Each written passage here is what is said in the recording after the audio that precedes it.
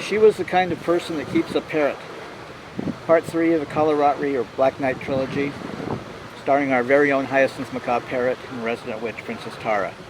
We'll be reading the introduction.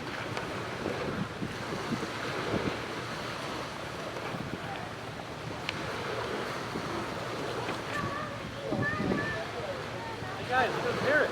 Where? Oh, you missed it. Whoa! Where's the parrot? Right there. Right here.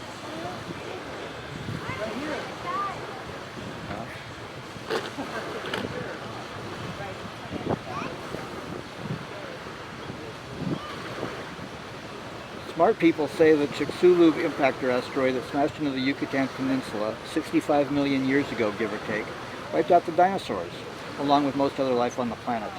This unfortunate occurrence, known today as the Cretaceous Paleogene, KPG, extinction event. Parrot people know that dinosaurs still live among us as parrots.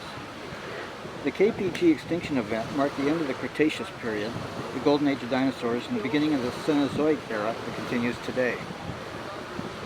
We know from the fossil record that parrots lived on both sides of the KPG extinction event. Parrots, like woodpeckers and owls, are zygodactyl, which is a very dinosaurish sounding name for avian feet with 2 toes forward and 2 back, unlike the 3 forward and 1 back most modern birds feature. Fossilized zygodactyl tracks have been found dating to 120 to 110 million years ago, early Cretaceous period, 50 million years before the first identified zygodactyl fossils. Although controversial, the oldest reputed parrot fossil, found in Wyoming of all places, dates to the Mesozoic era, unceremoniously extinguished by the Chicxulub impactor asteroid. The Wyoming parrot fossil is notable for several reasons. The fossil appears to be part of a fully formed modern parrot, not an antecedent or prototype. This fossil suggests parrots are older than we expected, much older.